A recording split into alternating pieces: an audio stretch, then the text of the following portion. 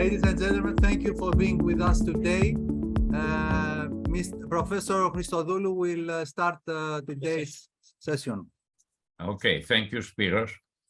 I wish to welcome you to this session, and I also wish to thank Sir Leslie Ebdon and Spiros Zorbas for co-organizing this session with me. They represent two societies. Sir Leslie is the president of the European Association of Professors Emeriti, and Spiros Zorbas is the president of Epioni, which is an advocates organization in Greece. I would also like to thank the Minister of Education of Greece, Niki Kerameos, the Deputy Minister of the Ministry of Health of Greece, Mrs. Rapti,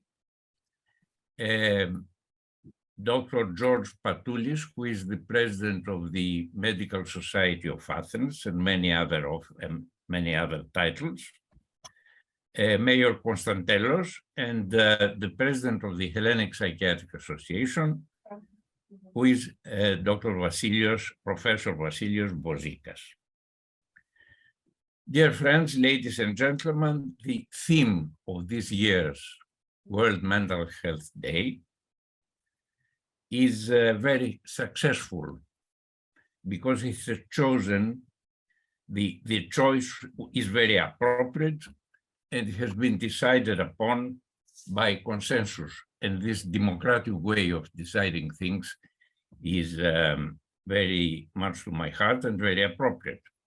The theme is also appropriate. Why is it appropriate? Because it is incorporated, it has incorporated two important concepts. One of the concepts is health promotion, because when we speak about mental health and well-being, in fact, we are referring to health promotion. Promotion is more important than prevention, in my opinion, because prevention deals with illness and promotion deals with health. You can have prevention through promotion, but not promotion through prevention.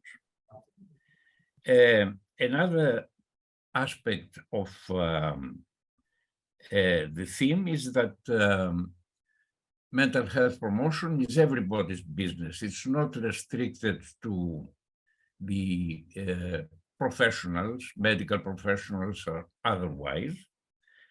So an employer who doesn't give the sack to an employee is contributing to mental health promotion. Because as we know, unemployment is associated with mental illness and especially suicide.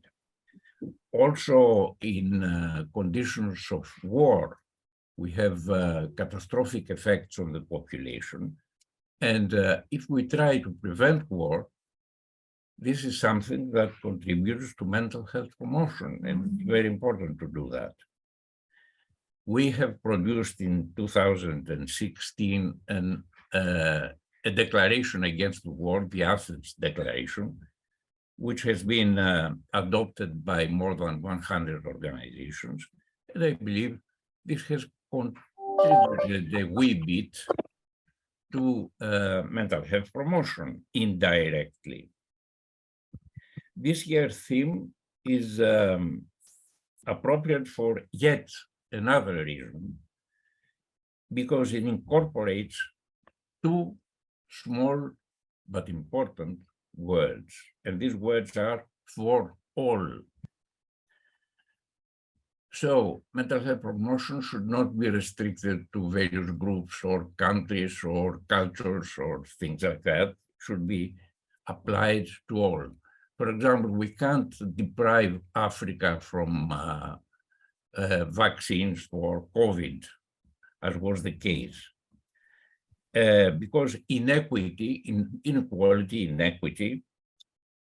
as we know, leads to psychopathology. last year, when we celebrated the World Mental Health Day, there was a very interesting discussion between Afzal Javed and Nikos Christodoulou on what it means when we speak about differences in health promotion in various countries. And the discussion was about the issue of specifying that it's not only a comparison between countries, but also within a single country. We have to identify the weakest people who don't get the benefits of health as the rest of the people. So I think we are expecting a discussion on this issue as well. I think I should finish now because I don't want to take more time. And I will ask Sir Leslie Ebdon, who is the president of the European Association of Professors Emeriti, to address the audience. Leslie. Thank you very much, George, and thank you for that kind introduction. I'm delighted to be able to help to introduce this important seminar marking World Mental Health Day to 2022, with its theme, Make Mental Health and Wellbeing for All a Global Priority. Even before the COVID-19 pandemic, the World Health Organization estimated that 1 in 8 people globally were living with a mental disorder. The pandemic has caused the numbers of those with anxieties and depressive disorders to rise by more than 25%. At the same time, mental health services have been severely disrupted by the pandemic, and the treatment gap, which George has already mentioned, has widened globally. So I'm delighted to be invited because clearly mental health must become a global priority. And our speakers today will explore these issues. I'm delighted also to be here as president of the European Association of Professors Emeriti and to be a co-sponsor of today's important meeting. The European Association of Professors Emeriti is an association that brings together a great reservoir of human knowledge and wisdom, that of retired professors, those who've reached the top of their academic professions and have given way to a younger generation, but are not ready yet to be consigned to the waiting room of history, but want to be actively involved.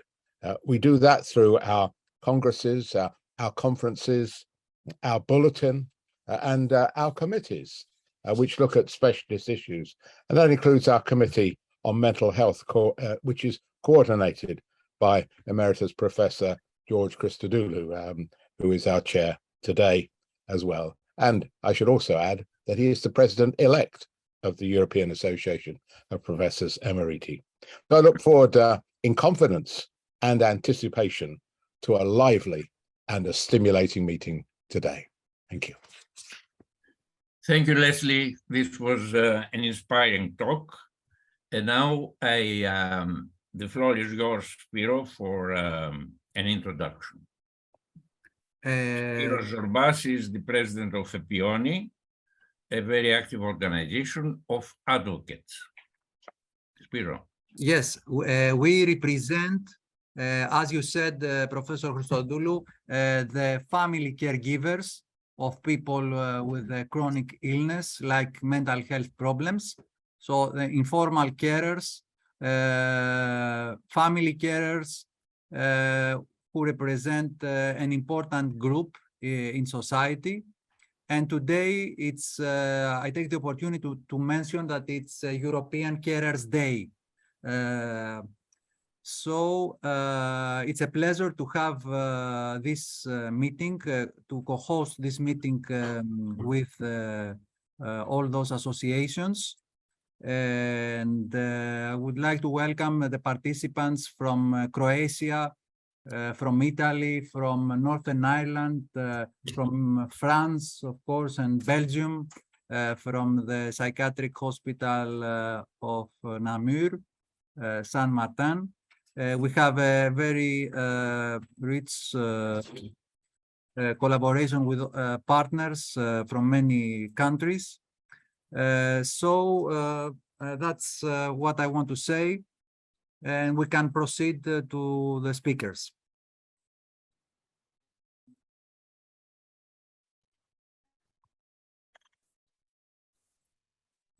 We can start with Nikos, if it's possible, because the Vice Minister of Health could not join in person, but she sent a letter. Okay, so good morning to everyone. From me also, let me extend a warm welcome and a wish for a fruitful and enjoyable meeting today. I see a lot of familiar faces, so I'm really happy to see you all. What I'll do now is I will read out an address by the Minister of Education, the Greek Minister of Education, Niki Kerameos. It is a great honor and pleasure to address today's event on this most vital issue commemorating the World Mental Health Day. Regrettably, prior engagements require me to be outside the country and do not allow me to attend in person, but please allow me to extend my sincere congratulations to the organizers for their excellent initiative to bring attention to this fundamental issue. Mental health is of the utmost importance, especially in the aftermath of a global pandemic, which has caused a marked increase in incidence of anxiety and depression, especially among younger generations. The message is clear: making mental health and well-being for all a global priority. At the Ministry of Education and Religious Affairs, we strive to fulfill this duty on a daily basis. Allow me to focus here on just two of the main policies we have introduced in the past 3 years. First, a new subject, the Skills Labs, has been introduced in the mandatory curriculum for students aged 4 to 15, which aims to cultivate the skills necessary for a rapidly changing world. It encompasses 4 broad thematic areas, and the first is on well-being. This axis covers topics such as personal hygiene, sex education, road safety, and includes a special focus on mental health. There are more than 27 unique modules to teach students about mental health and what they can do to take care of their mental well-being. These modules are developed by universities, non-governmental and intergovernmental organizations, civil societies, and educators who are approved by the Institute of Educational Policy in order to ensure scientific validity and pedagogical appropriateness. Second, we have established 1,100 permanent positions for psychologists and social workers in the public education system. We have employed dedicated professionals in our schools throughout the country to be ready to listen to students' concerns and provide care. It is of prime importance for students and teachers to feel welcome, safe, and supported. Our educational system is undergoing transformation, and mental health and well-being are no longer on the sidelines of the educational process, but rather an integral part of schooling. This is the reason we have provided such resources already and will keep aiming to expand the amount and kind of support that we offer to our students.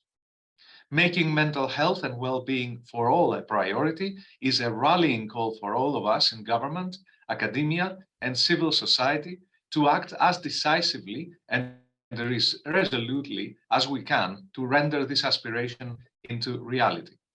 Thank you for your attention. Signed, Niki Kerameos, Minister for Education. Thank you, Nikos, for reading this message, which I found very encouraging. And the actions of the Ministry of Education are very, very close to the aims of the mental health community, I think. Now we move on to a video by Zoe Rapti, who is the Deputy Minister of Mental Health of the Ministry of Health. It is very encouraging that we have developed a special position for mental health in the Ministry of Health. This is something that happens for the first time in Greece. And I don't think there are many countries which have developed this position. Spiros, can we have the video of Zoe Rapti? Honorable Minister and dear friend, Mrs. Niki Kerameos, dear Mayor, Mr. Konstantelos, dear President, Professor Bouzikas, dear Professor George Christodoulou, dear Professor Sir Leslie Epton, dear Mr. Spiridon Zorbas, esteemed speakers, ladies and gentlemen, thank you for inviting me to the event of the occasion of the Mental Health Day. And I would like to congratulate Dr. Christodoulou, Professor Christodoulou, and Professor Sir Leslie Epton, as well as Spiridon Zorbas for organizing the event. The pandemic and the recent brutal war in our region brought in light the importance of health and highlighted that there is no health without mental health. The World Health Organization has included mental health as one of the pillars of its 2020-2025 policy and has made it a global priority. As our societies emerge from this unprecedented crisis that has affected us all without exception, it is time to restore the content not only of normality, but also of holistic well-being for all. In Greece, our Prime Minister Kyriakos Mitsotakis early foresaw the need to focus on the mental health of the general population and vulnerable groups, as well as on achieving wellness. And so he created a special portfolio for mental health and addictions. To this end, in the Ministry of Health, we created a national helpline for psychosocial support across the country 24/7 without any payment for all population groups, and this helpline has received up to now, during these last 2 years, more than 400,000 calls. Also, we are now creating, with the help of the RRF Fund, day centers in all across Greece, as well as mobile units that aim to prevent mental disorders. We also legislated and created the innovative units for the early intervention in psychosis, for early detection and intervention of the first psychotic episode that affects more than 3,500 children per year. Also, we operate programs for and in order to prevent mental disorders in the elderly and promote health aging. Also, we are in a close collaboration with WHO, and we are in a place to create new telepsychiatry network in order to provide support to every citizen. Therefore, we are developing this network throughout the country for the inhabitants of remote islands and mountainous areas. Last but not least, in collaboration with the Ministry of Culture and our hospitals, we develop programs that use art as a therapeutic tool, since it has been proven that art and culture contribute to the holistic well-being of the individual. We also invest in international collaborations, and we have already inaugurated a new WHO office in Athens for the mental health and the quality of care and patient safety. And at this office, we will operate a pan-European program that has to do with services for children and adolescents, especially mental health services. We all work together for the same goal, and that is quality, person-centered, community-based, stigma-free mental health services. Services that treat but also prevent and promote good mental health and well-being for all. Thank you very much. Αγαπητοί συνέδροι, είναι ιδιαίτερη χαρά που βρίσκομαι μαζί σας, έστω διαδικτυακά, προκειμένου να απευθύνω χαιρετισμό στην εκδήλωση που οργανώνεται από κοινού. Η Εταιρεία Προληπτικής Ψυχιατρικής, η Ευρωπαϊκή Εταιρεία Ομότιμων Καθηγητών και η Εταιρεία Επιώνη στα πλαίσια της Παγκόσμιας ημέρας ψυχικής υγείας. Είναι γνωστό ότι στηρίζουμε την πρόληψη στην ιατρική σε κάθε επίπεδο, προσωπικά και ως πρόεδρος μέσα από τον Ιατρικό Σύλλογο Αθηνών. Πόσο μάλλον αυτό ισχύει για την ψυχιατρική, όταν ειδικά νόσοι όπως η κατάθλιψη έχουν τόσο ραγδαία εξάπλωση στις ημέρες μας, οπότε και η ανάγκη της πρόληψης είναι πασιφανής. Άλλωστε σήμερα, επίσης, είναι η έναρξη με την ισχυρή υποστήριξη της Περιφέρειας Αττικής του 18ου Πανελλήνιου Συνεδρίου του Ελληνικού Διαδημοτικού Δικτύου Υγιών Πόλεων του Παγκόσμιου Οργανισμού Υγείας, στο οποίο έχω την τιμή να προεδρεύω. Στο δίκτυο αυτό, με τους 240 δήμους μέλη του από όλη τη χώρα, έχει στον πυρήνα της δραστηριότητάς του την ιατρική πρόληψη, με εκατοντάδες ενημερώσεις και προσυμπτωματικούς ελέγχους στους τοπικούς πληθυσμούς των πόλεων, ιδιαίτερα τους πιο ευάλωτους. Σημαντικό μέρος των δράσεών μας ανήκει και στον χώρο της δικής σας εξειδικευμένης γνώσης, αφού έχουμε εκτεταμένα προγράμματα για την κατάθλιψη και για την άνοια. Υπό αυτή την έννοια υπάρχει ευρύ πεδίο για την περαιτέρω ανάπτυξη της εργασίας μας και θα ήμουν ιδιαίτερα ευτυχής να σας συναντούσα έναν προς έναν και μία προς μία στο σημαντικό αυτό συνέδριό μας που διεξάγεται στη Ριβιέρα της Βούλας. Η πρόληψη είναι για μας τρόπος ζωής και γι' αυτό η πρόληψη μας ενώνει και σήμερα. Εύχομαι καλή επιτυχία στις εργασίες της σημαντικής αυτής ημερίδας σας. Thank you for showing us this video, which is, I think, very encouraging. And now we continue with the mayor of Vouliagmeni, Grigoris Konstantelos, whom I can see there. We haven't had the opportunity to meet. Κύριε Κωνσταντέλο. Καλημέρα. Good morning to everybody. Thank you once again for inviting me to the initiation of your gathering. I would like, first of all, to greet you in our suburb. I think that some of you might have already been here in the past. You can see the sea and the weather, which is one of the two things that we consider as the most attractive aspects of our municipality. So I would like to welcome you all here with this occasion, and I would like also to thank the organizing committee for the very honoring for me invitation to address the opening of your works in this very distinguished gathering with quite an unusual, I would say, but also very important issue that we will deliberate for the rest of the day and the coming days. As our governor announced just a few minutes earlier, today we host also as a municipality, along with a network of health cities, a 3 days conference of 214 cities out of the 325 cities that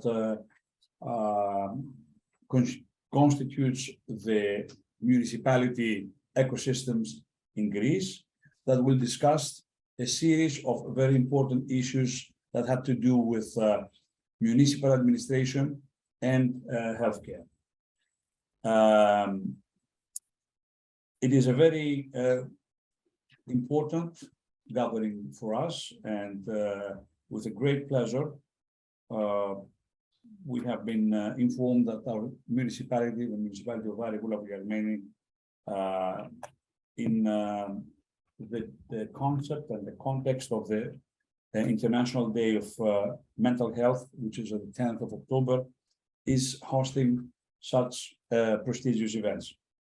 In our municipality, we have set some high standards concerning providing high quality services to our citizens and to our inhabitants that have to do with quality of life and lifestyle that has to do with areas and spaces that can be very much enjoyed and very much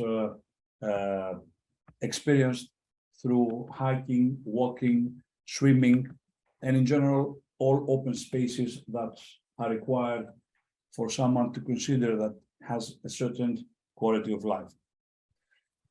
For us, this is a prime obligation, and it is one of our prime activities. In this context, the healthcare in general and keeping of high importance interventions that have to do with the city administration in the level of health in national, international, but also local and regional level is of great importance and had to do with people that they do have needs. As local authorities, we have to be there to assist all people that they do have need and to provide the appropriate assistance with all available means of the municipality. As a municipal authority, we have done a series of important steps towards the direction of assisting, advising, and providing. Definitely, we could have done more, as everybody, but we are trying our best with the means that we have in our hands, the resources that are available, in order to facilitate whoever is in need and is an inhabitant of our area. As our social services stands by all people that residing in our suburb, and they are of need of help by providing health and psychological support, help in the house for the people that they are quite difficult to be moved around or to have access to the medical facilities in our area, which are quite important. We do have a big hospital, general hospital here, Asclepion of Voula, and definitely of shorter units that have to do with municipal centers of health, like the Center of Health of Vari, which is a state-operated entity, but also of secondary municipal pharmacy and medical center. During the pandemic, we had to do a lot, and we had learned a lot out of those activities. The local authorities throughout the country was in the front line, in the first line of defense in our effort to keep the well-being of the communities, to contribute on the social coherence, which is very necessary while a pandemic or whatever crisis is there and has to be addressed, and with a lot of emphasis in the weaker parts of our community. In our municipality, from the first day when the lockdown was announced, we installed within a couple of hours a help desk in order to provide help mainly to the elderly and to the people in need. And we created a structure that all of these people would have all the support needed without having to depart and exit their houses. This big adventure that we had with the pandemic, that period, left something positive behind.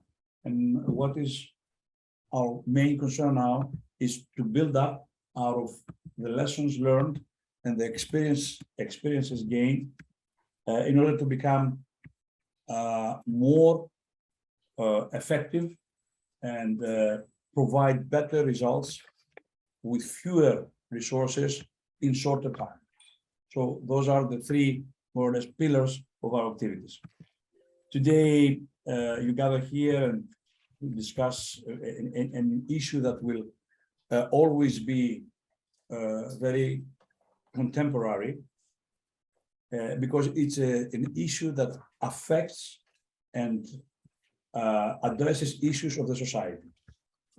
Our support with a series of action is self-explanatory, and we consider that the collusion of our municipality with all sort of initiatives that has to do with the central government, the NGOs, and the international world of health and authorities, that they do have know-how that local authorities lack. It's very important, and we're seeking to learn from you, to get your advice, and to be re-engineered and reloaded towards the proper direction. By ending my small presentation here, I would like to tell you that it's of great importance, our concern for the well-being and healthcare of you all as helpers and keepers, on a professional way, on an official way, but also on an amateur or an unofficial way, because this assistance is always valued and it's always needed. So personally, and on behalf of our municipality, once again, I would like to welcome you in our city, to wish you fruitful works and joyful stay. And once again, we're waiting for you on the next occasion, which I believe it will be next year. Next year, Yes. same Same period, same venue, and I hope you and many more to join us here in order to have this sort of very productive, very informative, and very useful, at least for our municipality discussions. Thank you very much. Thank you very much, Mayor. Indeed, the local authority is very important in its contribution to health and specifically to mental health. Now we should move on to Professor Vasilios Bozikas, the president of the Hellenic Psychiatric Association. If he's present. Yes, good morning to all. Yes. Do you hear me? Yes, yes. Okay, thank you very much. Professor Christodoulou, Mr. Zorbas, distinguished guests, dear colleagues, ladies and gentlemen. At first, I would like to congratulate the president of the Executive Committee of the Society of Preventive Psychiatry, Professor George Christodoulou, and the president of the Executive Council of the Greek Carers Network, Epioni, Mr. Spiros Zorbas, for organizing this scientific event dedicated to the World Mental Health Day 2022. The theme of the World Mental Health Day is this year is Make Mental Health and Well-Being for All a Global Priority. It is obvious that this theme was chosen to highlight the importance of recognition of mental health as a public health priority, and then to plan and implement certain policies to protect and improve mental health for all. The COVID-19 pandemic has created a global health crisis, undermining the mental health of millions, giving a sharp rise in both anxiety and depressive disorders, especially in young people. Unfortunately, in the aftermath of a COVID-19 pandemic, humanity is facing unprecedented since the end of the World War II crisis that the invasion of Russia and Ukraine caused: energy crisis, food crisis, and even a nuclear war threat will put at great risk the mental health and well-being of millions of people all over the world. Despite the renewed international attention to mental health that COVID-19 pandemic and the development of evidence-based innovations for better treatments and services provoke, remains a set of fundamental challenges in promoting mental health.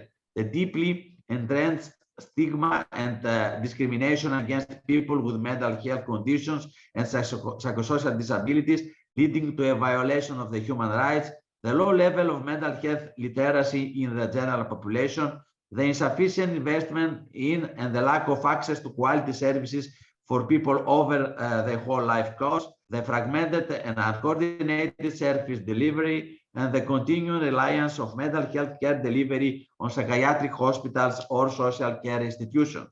Mental health service delivery needs to be decentralized and represented by a variety of community-based mental health services. A more fundamental role of non-governmental and charity organization is needed in the transformation and redesign of mental health services.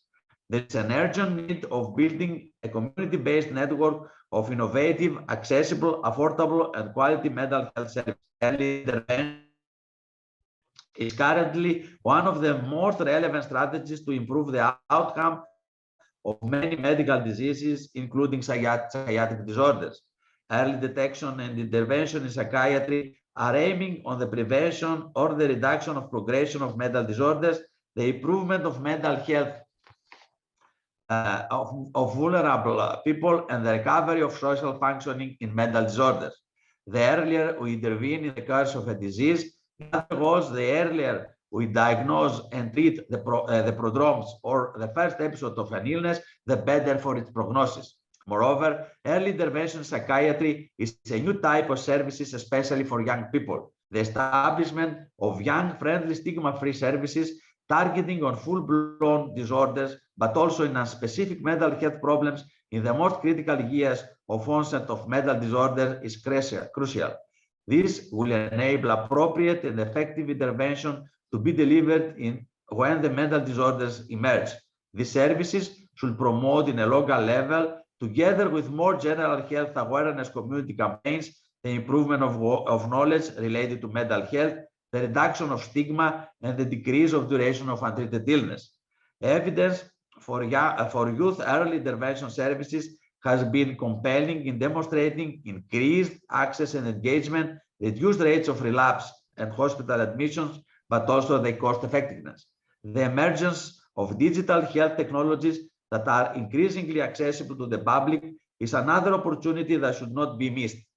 Digital technologies have the potential to transform youth mental health care delivery through improved access to evidence-based resources and intervention, as well as automating parts of diagnostic, monitoring, and treatment pathways. Digital platforms that combine face-to-face mental health care with digital intervention seems to be promising, but still underutilized and lacking evidence for efficacy. Health and economic policymakers must recognize that protection and increase of mental health and well-being should be a priority, and investments in this sector will yield short and long-term positive financial and social results. Thank you very much for your attention. Thank you, President, for this talk. And we now move on to the main part of our meeting. And we start with Professor Juan Enrique Mesic, who is a very important figure in world psychiatry. He has been the president of the World Psychiatric Association. He has been the initiator and the founding president of the International College of Person-Centered Medicine. He's dedicated to this scope, and he's a very close friend of mine, and I should admit that I'm very much impressed by his contribution to world psychiatry. I specifically want to thank Juan because from where he is, it's the middle of the night. So he has done us the favor to give a speech in the night. Juan Enrique. Thank you very much, George. It is a pleasure for me to have the opportunity to participate in the World Mental Health Day 2022, making well-being and mental health a global priority for all.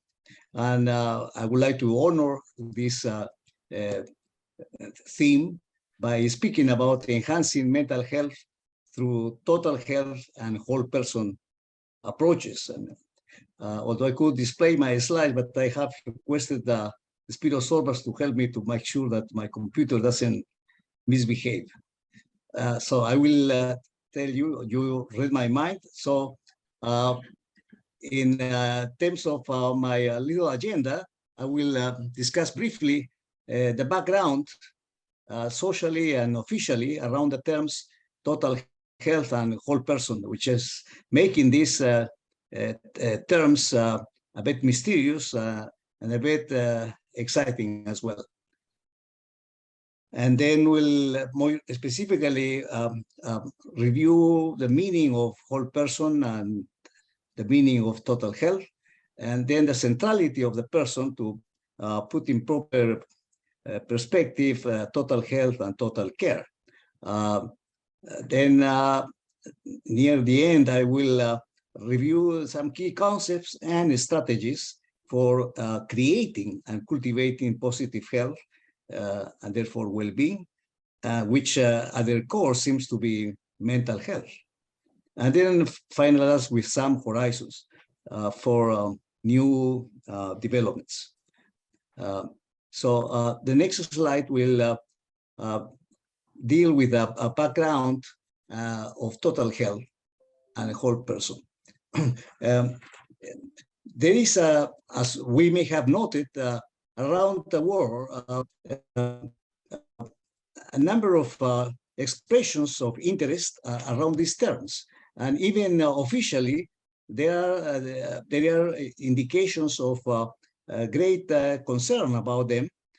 For example, the US National Science Foundation has established committees, health committees, to discuss total health and total person as the future of the field.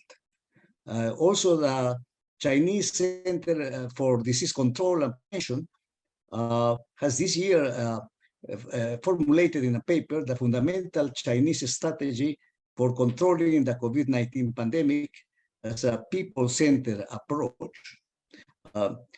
Furthermore, among our colleagues in academia and in the clinic, we can read a number of very interesting perspectives challenging the current procedures and looking for new ones, including, for example, Reynolds, who in the latest issue of the World Psychiatry has specifically addressed this point. These colleagues are discovering and writing about the need to have an encompassing view of the clinical condition, not feeling satisfied with just well-delineated disorders. And then using diagnosis for planning care, the need to consider the dynamic development of contextualized persons and not just isolated and static patients. The next slide more specifically discusses the whole health person concept. First, is the issue of personhood, which is to be preferred to self or individual, and has been elaborated by a number of scholars, particularly Carl Rogers, with two central books, one, The Personal Center, and another, Becoming a Person, which review the richness of this concept to describe important elements of health and education. And also important for reflecting on personhood is the ethical meaning of this, which encompasses Aristotle's eudaimonia, how life is to be lived, in a responsible way, which would make life happy, and then also Kant's proposals about the dignity of the person, always a goal, never a means, and which can be enhanced through the sense and action on responsibility. All of this can explain why the person is a powerful concept. And furthermore, there's the realization that we become persons in community, which has been elaborated by a number of perspectives and philosophers through history, and such as Ubuntu humanism in South Africa. Furthermore, as we know, the Spanish philosopher Ortega y Gasset said, I am I and my circumstance. And actually this dictum can be elaborated further in terms of cross-sectional section, the internal, social, and natural worlds, as well as the longitudinal context from personal history to life project. The next one discusses the here actually illustrates this Ubuntu humanism through this photograph of African children through the disposition and behavior seem to be saying I am because you are, and you are because we are. The central point of Ubuntu humanism. Next, we have the discussion of what is the meaning of total health. First, the consideration of all clinical conditions rather than just select ones. The consideration, furthermore, of both ill health and positive health. And then even further, the consideration of the full dimensionality of health, not only the more conventional biopsychosocial, but the new dimensions of interest, such as social, cultural, spiritual, and even ecological. Concepts that may seem very new and modernistic, but actually have a long tradition in all civilizations. For example, in the Andean civilization from which I come originally, the health is defined as the harmonious equilibrium among the internal world, the social world, and the natural world. Well, at the core of total health is well-being, as we can see in the definitions of health in the WHO Constitution, and even in the United Nations Sustainable Development Goals that, as we know, defines goal number 3 on health in terms of positive health, the cultivation of healthy behaviors to promote well-being for all through the life cycle. And furthermore, at the core of well-being seems to be mental health. And there are a number of indications why mental health is not just one more aspect of total health or well-being, but a central one. Brundtland, Gro Brundtland, former Director General of WHO, as famously said, there is no health without mental health. Total health care, now not only the concept, now the actions to obtain health care means not only professional services, but also broader care, such as self-care and intercare, as well as social and legal instruments to protect life and well-being. For example, the budget of New Zealand is predicated to be devoted to the facilitation of the achievement of well-being by all citizens. The next slide, yes, illustrates this broad and encompassing concept of care, where we have in this Mexican painting, Frida Kahlo taking care of her deer as a baby, and then Mother Earth taking care of both of them. Next. In the next slide, we can see discuss the centrality of the person in regard to health and care. Cassell, very important internist in New York, recently passed, spoke about the person the center of health. Also, Tempier from Canada has indicated that what is good for the person is good for his health. And in a white paper from the UK Royal College of Psychiatrists in 2018, we can see that psychiatry must be taught and practiced fully and deliberately as person-centered. And more recently, in a textbook on person-centered medicine that the International College of Person-Centered Medicine has prepared and which will be published this December, the whole person is at the center of the concept of health and must be the fundamental objective and protagonist of health actions. So that helps to articulate these terms. Next, we can see a photograph of Victor von Weizsäcker. Next, please. Who, as we know, in 1930, as an eminent psychosomatic doctor, pointed out that health is not just a capital to be consumed, but something that needs to be created every day or it does not exist. So pointing out in a very powerful manner the importance of creating health and not only protecting health. Next.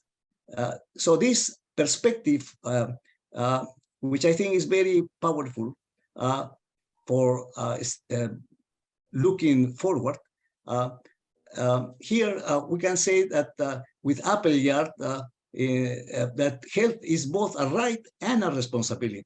The responsibility is to create our health and to care for our health.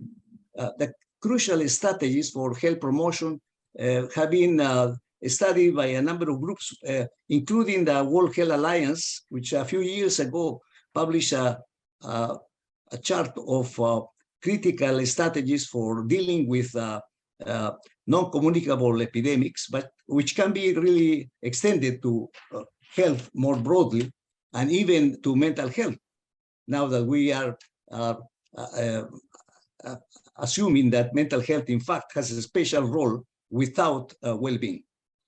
So to try to create well-being and mental health, we can consider, as we know, physical exercise, nutritious diet, managing stress, adequate rest and sleep, active social, sexual, and creative life, avoiding harmful behaviors and substances, and broad health care, including self-care, mutual care, professional care, and also the social instruments to promote the well-being of all citizens. Next. And my last textual slide, again, takes advantage of the to honor the theme of the World Mental Health Day, and also at the same time offer some perspectives for the future that are based on this, on the articulation of these concepts of total health, total care, and total person, and as well as the concept of the importance of creating health. And along those lines, the section on the classification and diagnostic assessment of WPA, which has already produced 2 successful diagnostic proposals or models, one international guidelines for diagnostic assessment published in 2003, and more recently the person-centered integrative diagnosis model. Now is planning a new large project that we are starting to discuss with the leadership of WPA to engage the associations and sections of WPA towards the developing a even more encompassing diagnostic model and a model for planning of care that is based on the articulation of these concepts of total person, total health, and total care. And finally, there was one more slide that just showed a painting from Diego Rivera. I don't know if you can show that. The next one, which has a double title. Diego Rivera painted this mural. The next one, which is titled History of Medicine and People in Search of Health, which speaks about the importance of looking to our traditions and the wisdom of all civilizations to try to look more powerfully towards new developments, more optimal ways of cultivating health. With that, I finish, and thank you very much for your attention. Thank you very much, Juan, for an excellent talk as always. And I'm personally grateful to you for having participated in our meeting. Thank you very much. Thank you. Now we move on to Professor Danuta Wasserman, who is the president-elect of the WPA. And she's a very distinguished psychiatrist from Sweden. She has been the president of the European Psychiatric Association, and she will talk about the WPA's perspective on improving mental health and preventive suicide during the COVID-19 pandemic. Professor, I can't see Danuta connected.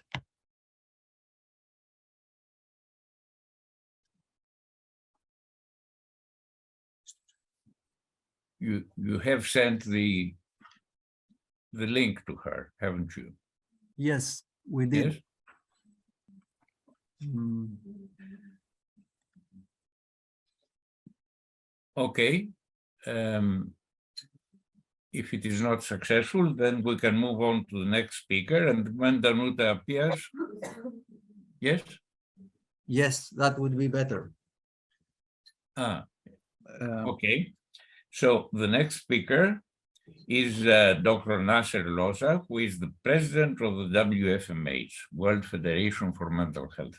This is the organization that each year sets the theme for the World Mental Health Day. It has initiated this initiative to begin with. And I think Nasser will be very vital and important for today's session. Nasser Loza is a very distinguished psychiatrist who has produced quite a lot of excellent work, and I'm very happy that he is going to participate. Nasser, please. Thank you, George. Kalimera to you all. Kalimera. This is such a delight to be with you on this meeting. This is, in fact, our first World Mental Health Day meeting this week. But that is not surprising. The Greeks have pioneered many things in history, so it's not unusual for Greece to be hosting the first podcast online and seminar online for World Mental Health Day. I have been busy this last year, really thinking where we are going and what have we done with this mission of supporting world mental health over the 75 years. In August, the Federation will be 75 years old. And we live in such a culture of measuring and auditing and looking numbers that I thought, there must be a way to look back and see what have we done well and what have we not done so well. Could I have my slides up, or shall I share my screen? Whatever is easier here.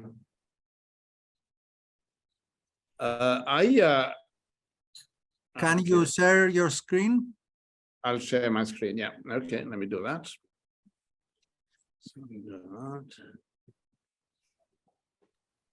And that would be the easiest. Recording, share screen.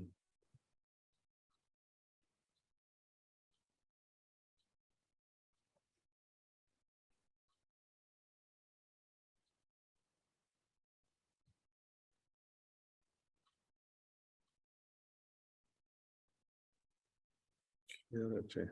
No, that's not working very well either. I thought you'd received a copy. Yes, I will share it. One moment. All right, do that by the time yes. So basically, this is what I wanted to talk to you about today. Because at the age of 75, the Federation was actually born in London in 1948.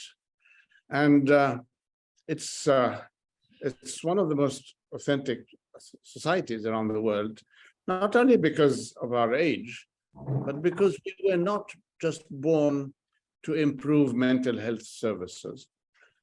We had a bigger mission than that. And as I will show you in our initial papers in the Federation, we in this meeting of London in 1948, we were the mental health arm of WHO. But the conference was addressed by King George in England those days, congratulating us on the meeting and recognizing, there we are. So that's fine, we could do that. So yes, we were born on August 18th, so next August will be 75. And this man is an important person for you to get to know. We were not a federation or a society of professionals. We were not essentially mental health professionals or psychiatrists who were going to work for mental health. We were initially people with lived experience. So this man, Clifford Beers, was an amazing scholar. He was a graduate of Yale University. He suffered more than one episode of depression with psychotic symptoms, suicidal attempts, admitted to mental illness in New England at the time, and was therefore instrumental in creating the mental health movement. So he actually started the very first outpatient clinic in psychiatry and mental health in the world. He became honorary president of the World Federation for Mental Health. If I could have the next slide, please. If you wanted to read more about that, go and read his books. It really makes us think. But when we get to show you this letter, the next slide, please, yeah. An amazing conference it was. In fact, it was attended by, I think, around 5,000 sort of the delegates came. That was 48. That was just after the war. Traveling wasn't easy. I tell you nowadays, because of the plethora of societies around the world and because of COVID and wars, we don't have such meetings anymore. The next slide, please. And the one after. That's the conference that I would refer you to. That's the part I want you to look at. The letter from King George is addressing the Federation saying, I have noted with special interest that you have devoted so much attention to problems of good citizenship and neighborliness. I am about to show you a little bit about the Federation activities and World Mental Health Day. And I am proposing the theory that we've done reasonably well in reviewing mental health services and advocacy for the needs of people with mental health issues. We haven't really done very well in world citizenship and supporting the relationship between various societies around the world, as evidenced by the political situation today. The next slide, please. Yeah.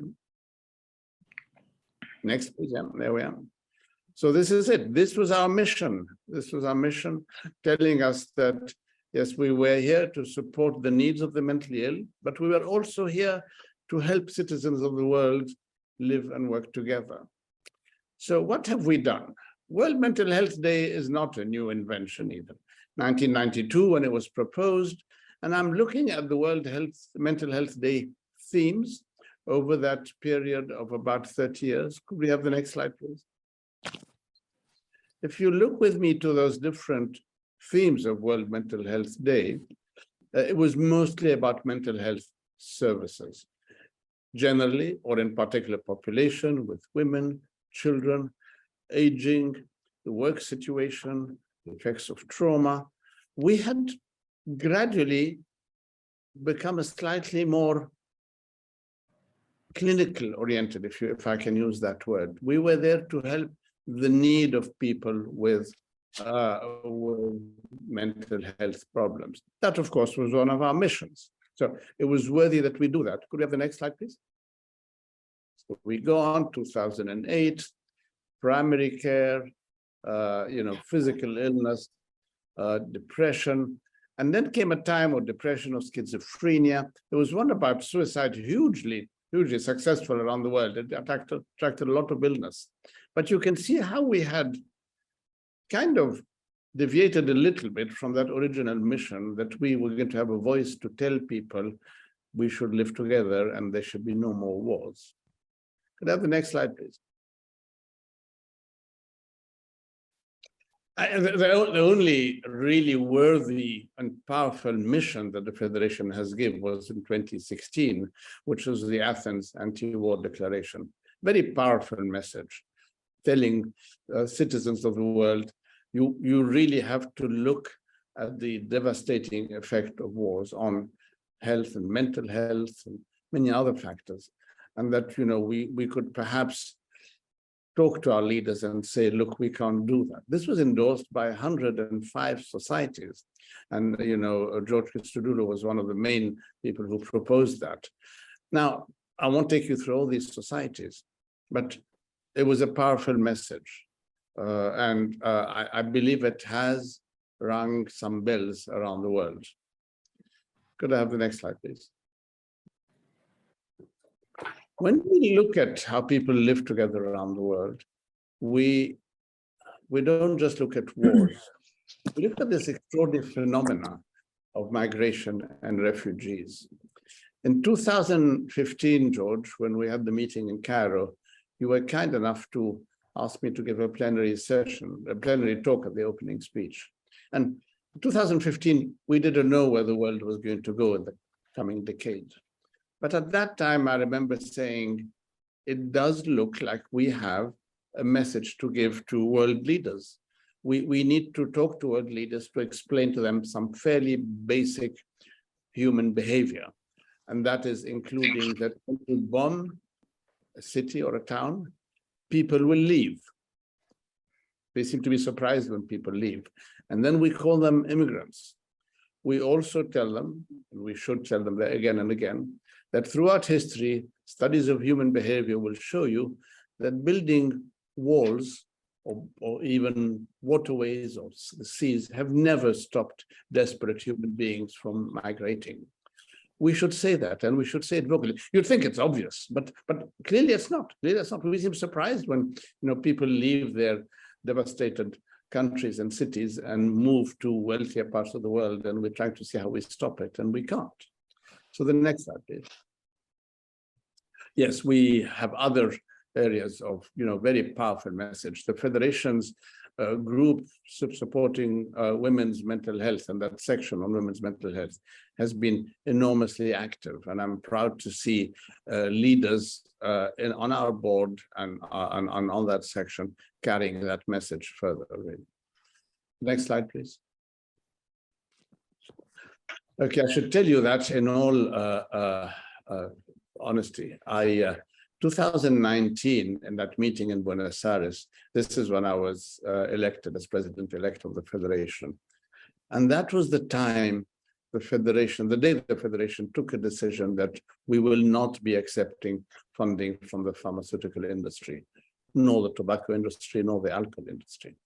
A very worthy cause. But I have to admit to you, my friends, I had a moment of anxiety thinking, really, so what, I'm taking over the presidency of the Federation just as we're going to be broke. We'll have no money. And we had repeatedly been told throughout all the conferences we attended, without pharmaceutical support, you can't continue living. Well, the fact is that the moment we declared that we don't accept those funding anymore, there was a number of new organizations that started, non-pharmaceutical obviously, that started supporting the Federation.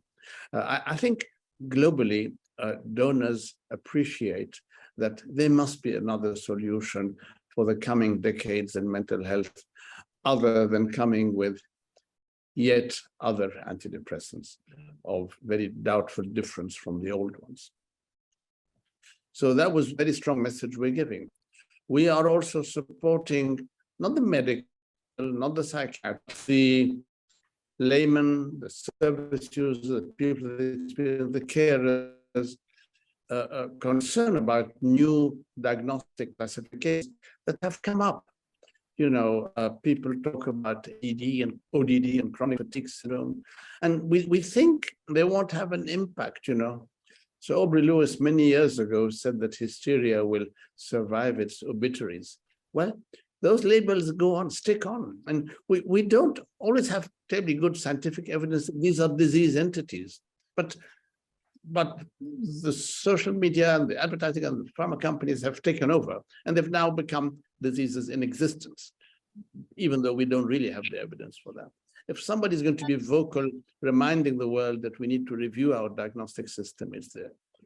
And finally, we're currently reviewing the absolute need of online work, as evidenced by this meeting here today. This year I was fortunate to attend the Federation meeting in London. I was fortunate to attend the WPA meeting in Thailand. The future is going to be online, and what mental health professionals feel about it or believe what its value is, it's reality and it's here to stay. So again, the Federation would want to deliver the view of the service users, of people who lived experience on that aspect of healthcare. So this is where we are. A brief review of 75 years and what we've done, where we've succeeded and where we haven't done very well. And I promise you that we shall continue, hopefully, for another 75 years.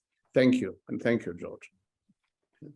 Thank you very much, Nasser, for this excellent talk and for the optimistic approach of the future of the WFMH and of mental health in general. Thank you very much.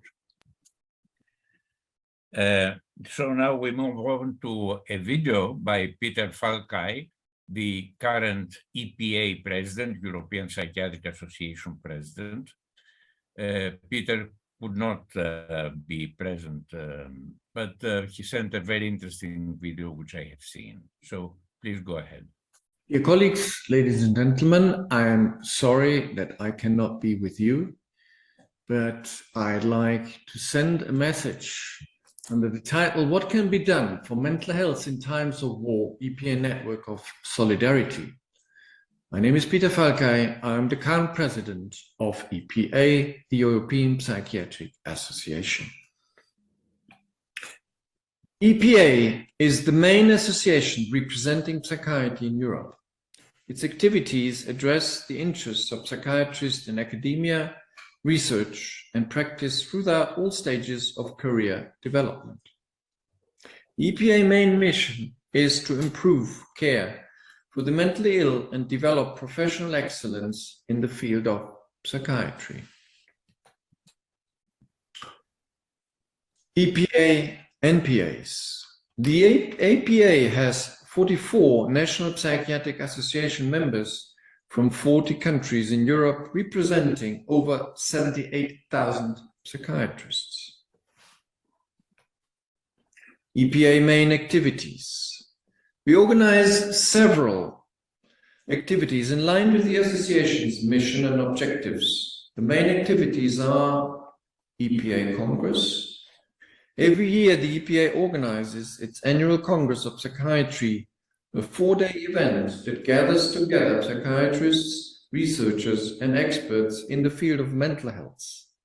The 2022 Congress was held online from 4th to the 7th of June. The next Congress will take place from the 25th to the 28th of March in Paris. Lifelong learning. Over the past years, the EPA has also been working on the creation of an online platform with courses and the summer school for professionals on a wide variety of topics. EU advocacy and collaboration. With the opening of its Brussels office in 2015, the EPA has consolidated its role as a key stakeholder in the EU policy arena and strengthened its advocacy activities to contribute to the development of evidence-based policies in the field of mental health. The EPA has built strategic partnerships with other actors in the field of mental health, including patient and family organizations. Mental health today. 1 of 4 people are diagnosed as having a mental illness, and 1 of 10 have an acute illness episode for which they need and seek treatment. That adds up to 27% of the total adult EU population each year in Europe, and 277 billion euro costs in total. This is comparable to the expenses for cardiovascular illnesses and is only exceeded by oncological conditions. Mental illnesses, including substance use disorders, range among the 10 leading causes for lifelong disability, and if it comes to a single illness. The reason for this is that mental illnesses are stress-associated conditions leading to an unfavorable outcome in about 50% of patients. Human beings are vulnerable to acute stress, but more so to long-standing burdensome events like the COVID-19 pandemic, international conflicts like the Ukrainian war, or the effects of climate change. The impact of war in Ukraine on mental health. As a consequence of the war in Ukraine, the prevalence of mental disorders such as depression, anxiety and post-traumatic stress disorder, bipolar disorder and schizophrenia has increased. Long-standing conflicts like wars directly cause post-traumatic stress disorders in about 1/3 of the people experiencing the related traumata. Indirectly, the incidence of mental disorders like depression, anxiety disorder, or addictions increases and is often under-recognized and undertreated in these difficult times. The graph on the right-hand side reported in the slide compares the prevalence of depression, anxiety, and PTSD in populations affected by conflicts compared with data on the global burden of disease. Meanwhile, the conditions of mentally ill patients exacerbate because of the conflict. EPA activities in relation to the war in Ukraine. When the war in Ukraine started, the EPA quickly mobilized to express its concern and to call for a peaceful resolution. On the 28th of February, the EPA released the first statement, and a few days after, on the 7th of March, it established the EPA Network of Solidarity for Ukraine. EPA Solidarity Network. On the 7th of March 2022, the European Psychiatric Association established the EPA Network of Solidarity for Ukraine. During a Zoom telephone conference, EPA member representatives from Ukraine and neighboring countries developed a plan to support mental health professionals and the lay public to cope with the mental health consequences of the ongoing conflict in Ukraine.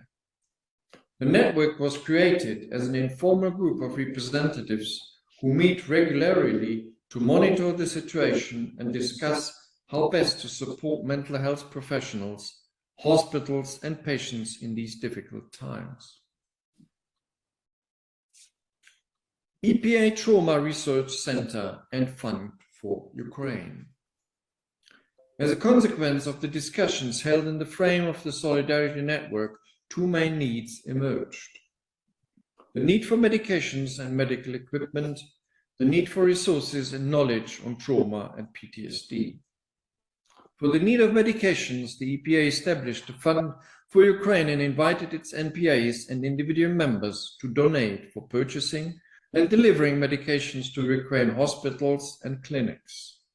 Thanks to the amount spent by the EPA and the money collected through the Fund for Ukraine, the EPA was able to organize 5 deliveries with the help of the Bavarian government and the German NPA. As far as the need to gain knowledge is concerned, the EPA carried out 2 activities.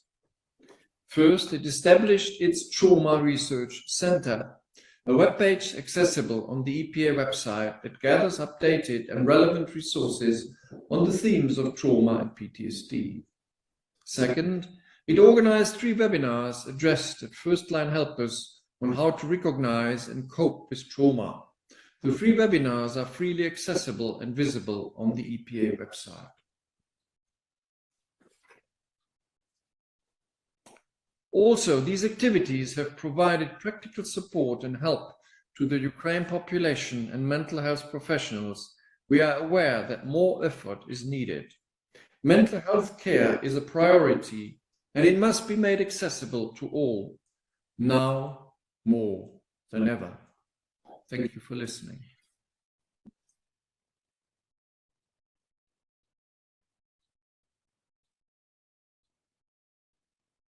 So, following this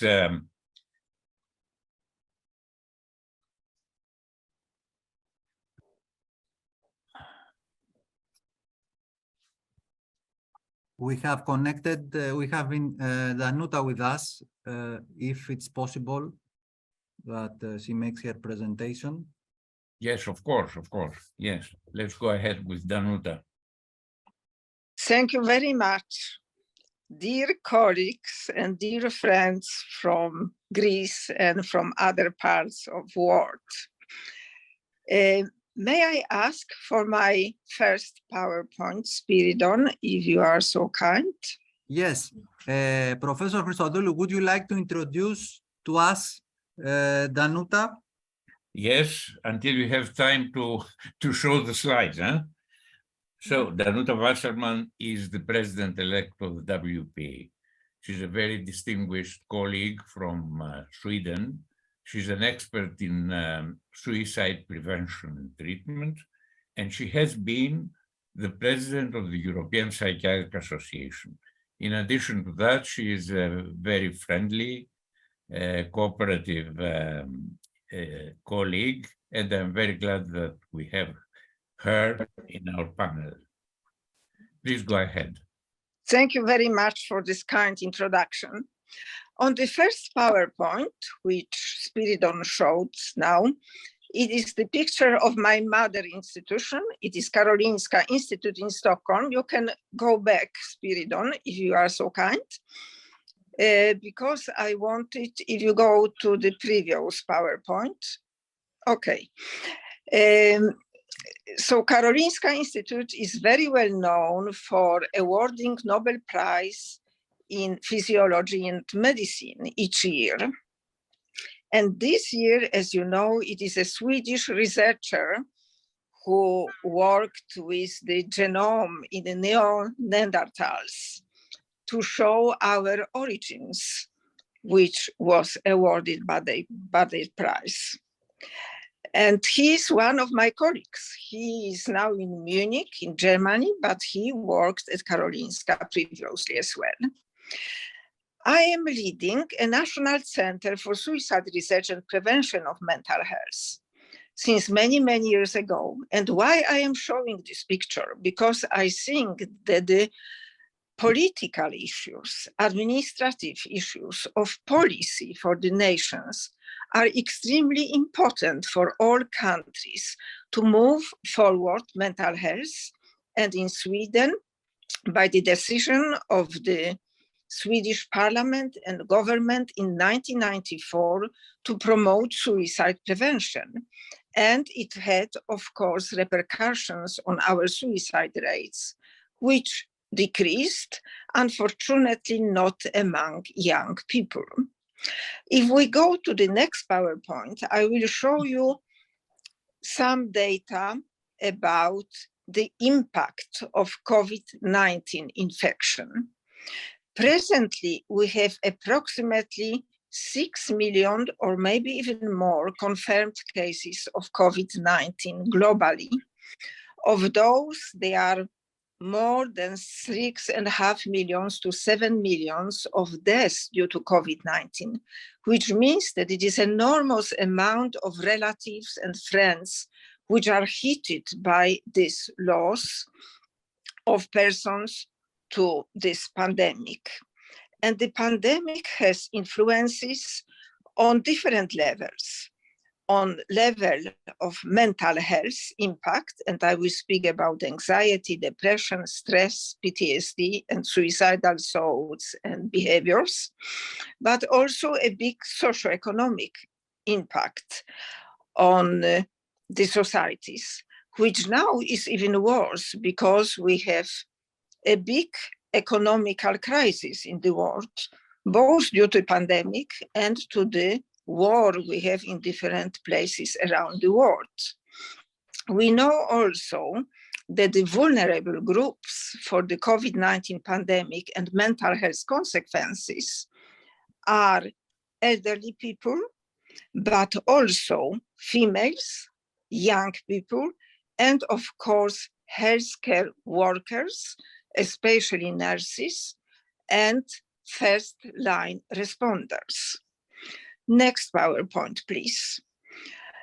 WHO and many other people have done some reviews of systematic reviews and meta-analysis, showing that the global prevalence of anxiety and depression increased by 25% on the top of the previous prevalences, and especially people in younger ages, females, and people with pre-existing health conditions are very vulnerable.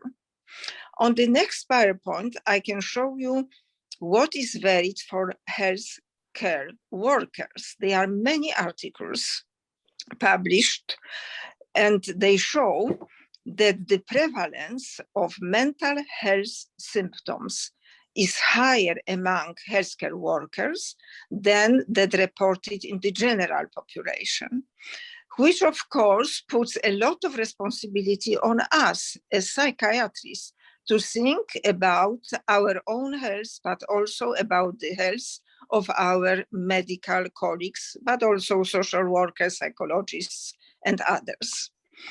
On the next PowerPoint, you will see what is going on concerning completed suicides in the world. There is a review, or not a review, a collaborative research from 21 high and upper middle income countries published in the Lancet paper in 2020, which was followed up by the same analysis in the 30 countries published by a satellite of the Lancet Psychiatry paper in 2022, showing that completed suicide numbers have remained largely unchanged or declined in the early months of the pandemic compared with the expected levels based on the pre-pandemic period. However, other country-specific data show increases in suicide. And before I go to those other countries, I would like to tell you some interpretations I have why the suicidal behaviors, completed suicide, didn't increase. In contrary, they seem to decrease. Because we have a lot of economical stimuli around the world put on the vulnerable groups. In the United States, you could see paychecks paid to every citizen during the COVID-19 pandemic. We know also that the alcohol use, which is very closely connected to suicidal behaviors, diminished significantly in many countries. Only among people who already were heavy drinkers, alcohol use increased. So there are several positive effects of COVID-19 pandemic on completed suicide. We know also that the cohesion in the families increased. People had more time to speak to each other together, to solve problems together. They are always exception. Of course, we have 10 to 15% families where there is interpersonal violence, etc. But still remember that 80 to 85% of the population, they have very constructive and positive behaviors with positive consequences on mental health. And now, please, Spiriton, go to the next PowerPoint, and I will show you in which countries we had exceptions from these suicide trends, which were so positive globally.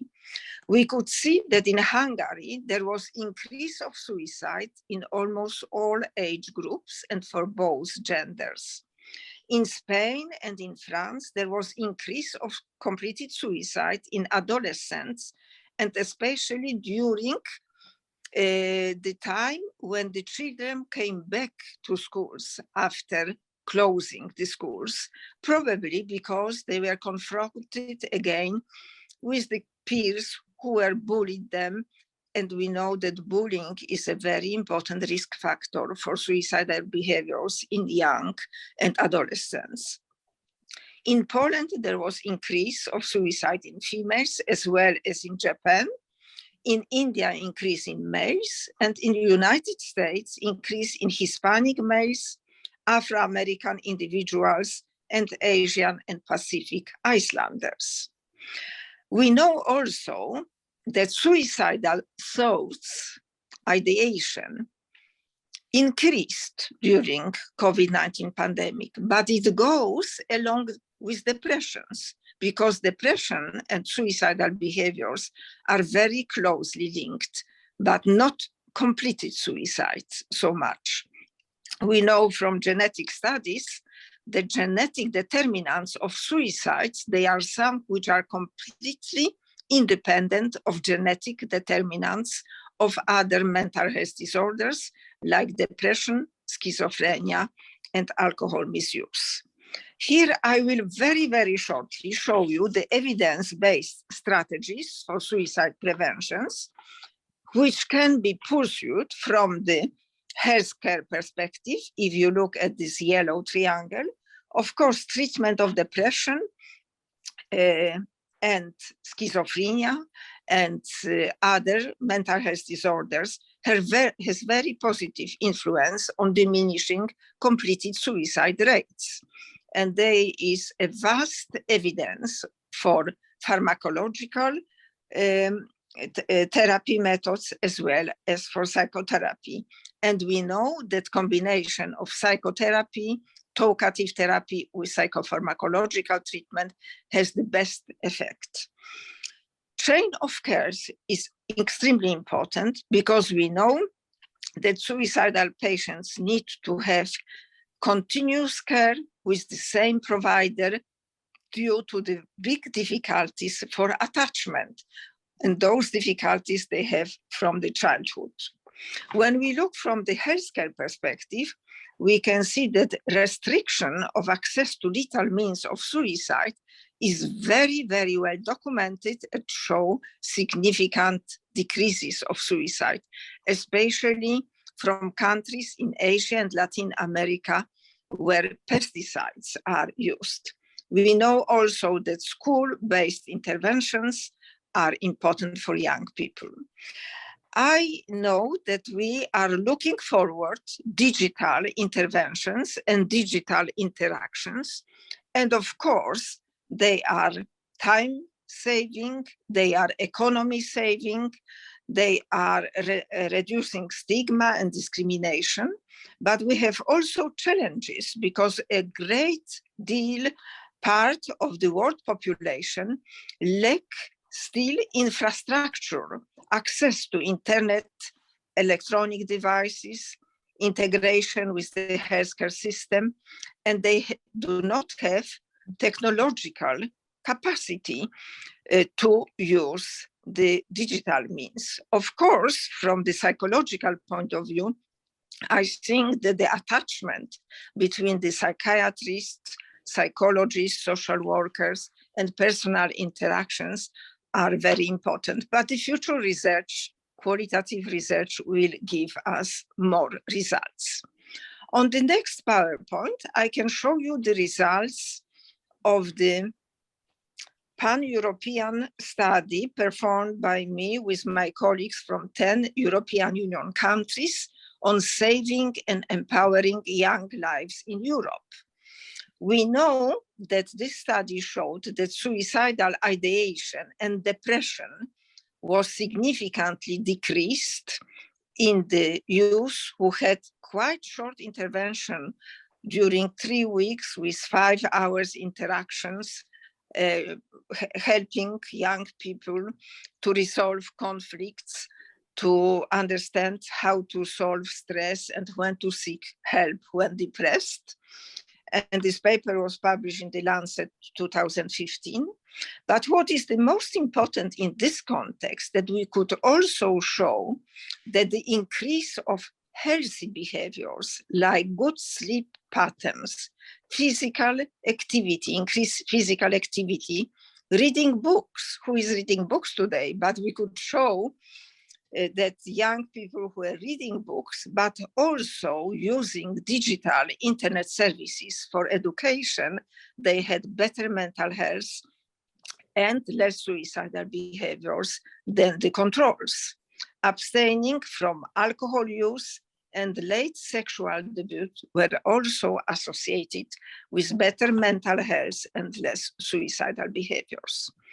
For those of you, if you can show the next slide, I would recommend my Oxford textbook of suicidology and suicide prevention, which is very broad and which describes perspectives from religion, anthropology, biological, psychological, sociological, and psychiatric theories of suicidal behavior, etc., etc. And it is a Bible for researchers and very good starting point for those who would like to perform research. On the next PowerPoint, with which I would like to thank you, George, for inviting me to your very important day, I would recommend my very easy to read book for all, published by Oxford University Press in 2016, on suicide and unnecessary death, a book especially very important for clinicians. But I would also like, before saying thank you, to acknowledge an incredible role your Ministry of Social Welfare and Affairs is doing, and your female minister, Zou, and her secretary, Panos, whom I met in Greece in June, for doing wonderful reforms in Greece. And especially I admire your project of ambulance services to different islands, coming and seeing the patients in the environment and helping to build up the social network on the spot and communicate with people on the spot. And I hope that this project can be described in our World Psychiatric Association newsletter, because it is a very good example how to promote psychiatric services, but also awareness about public mental health. Thank you once more for inviting me. Thank you, Danuta, for an important and evidence-based talk. And we have to move on now very quickly. And please keep the 10 minutes limit, because we want to have some time for the discussion as well.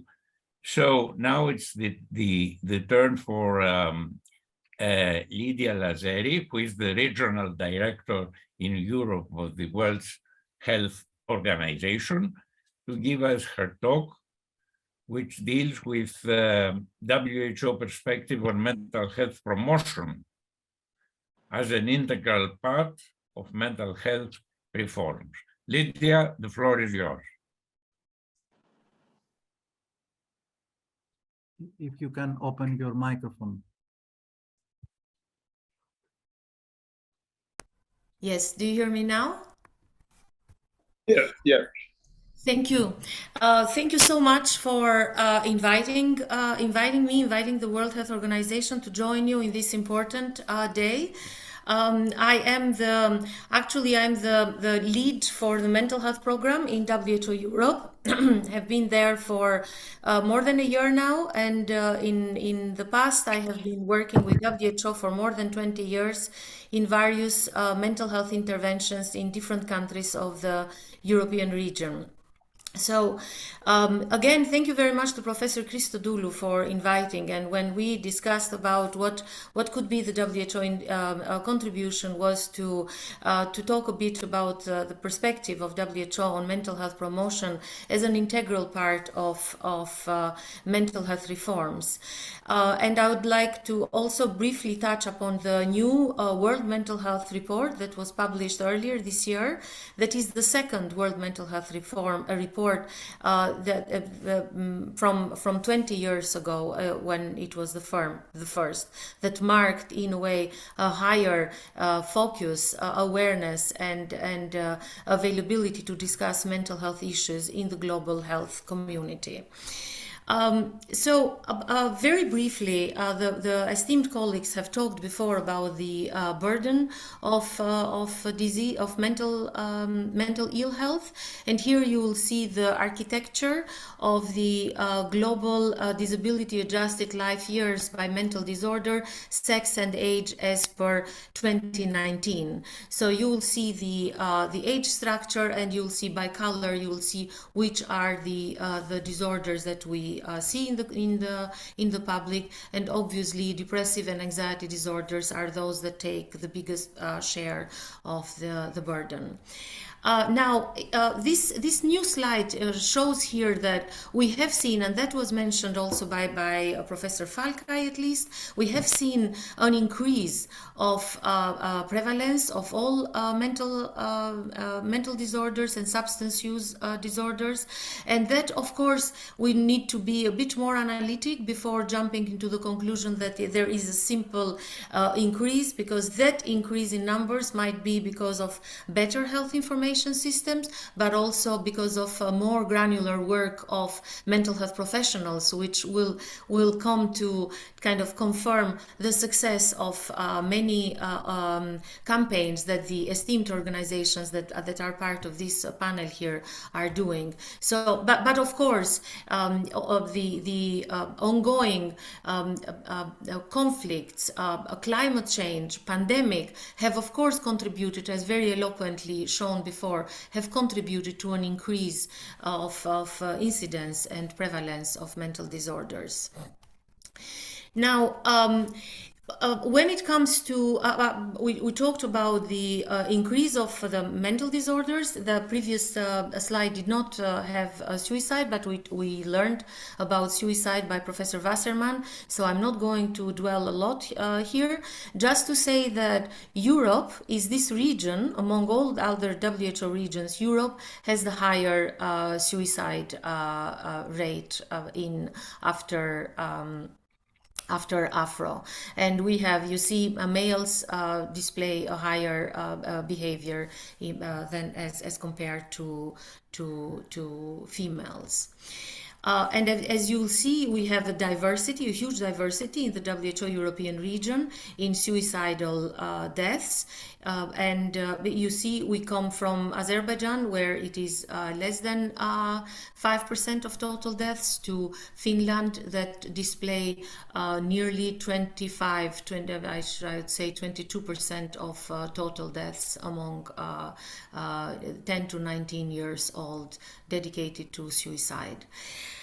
Now, when it comes to the reality in WHO European region, before I go through this slide, I want to draw the attention for the audience that WHO European region is a larger region than the European Union. We have 53 member states, that starts from Iceland and Scandinavia in the west to Kyrgyzstan and Uzbekistan to the east, and from Russia and Finland to the north to Turkey and Greece and Israel to the south. And you see that it is a hugely diverse region. And why this is important? Because the absolute figures, the average figures need to be read very well.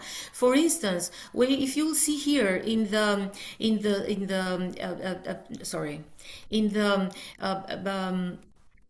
right column, you will see that there is an estimation of about 1 in 4 people with severe mental health conditions are not served by mental health systems, and this is an average. So we should imagine that this figure is somehow better in the Western Europe, where systems are better resourced and have more tradition with community mental health care, and the treatment gap is higher in the Eastern Europe that has lower resource levels and also less tradition with community mental health care, therefore concentrated care into the long-term mental institutions. So the treatment gap is one of the aspects that we address when we talk about mental health in the European region.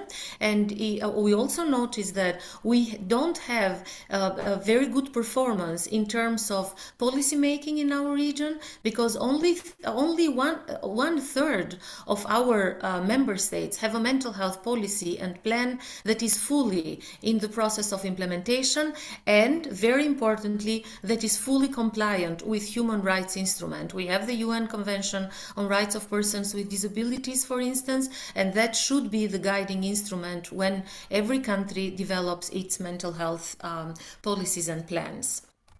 Now, when we talk about the treatment gap, of course, treatment gap is due to barriers. So what are the barriers in our region? And we see too often people are either reluctant or unable to seek help. And in this term, we have, there are 3 main dimensions here. One is poor supply. We either have simply unavailable services. I talked about how a number of our member states have a concentration of mental health resources dedicated to hardly reachable, accessible mental health institutions, large asylums with long-term care as the focus of their mission. So yeah, unavailable, inaccessible, unaffordable. In some countries, we have a proliferation of private mental health care, which is unaffordable to a number of citizens, and also of low quality. So again, typically the long-term asylums offer very low quality of care, and therefore citizens do hesitate to look for, to demand services from those kind of services. We have low mental health literacy. There is a lack of knowledge and understanding and prevailing beliefs and attitudes among the public, and that is regardless of where you are, in the north or south or west or east of the region. We know very well, especially us, the mental health professionals, we know very well what are those prevailing beliefs and attitudes. And then the third, as important, is stigma that is associated to fear, shame, and contempt related to a person that is living with a mental disorder. Stigma that brings human rights violations, and we too often see happening into the large asylums, mental institutions, and discrimination and exclusion that is, for instance, rampant in the employment market. We know very well that once someone is diagnosed with a mental disorder, the chances for re-entering the job market diminish, especially, and that is true especially in some countries where legislation is, if not actively promoting exclusion from the job market, actively allowing exclusion from the job market in a number of ways. Sorry, I cannot, yeah. Now, as this was not enough, then we had COVID happening, and COVID showed how unprepared mental health systems were to cope with an increased demand for mental health services. We learned from Professor Falkai and Professor Wasserman about the figures of how mental health impacts of COVID-19 went higher, and therefore the systems, because they had been chronically underfunded, chronically under-prioritized, chronically under-resourced. They were totally unprepared to respond to an increased demand from the public.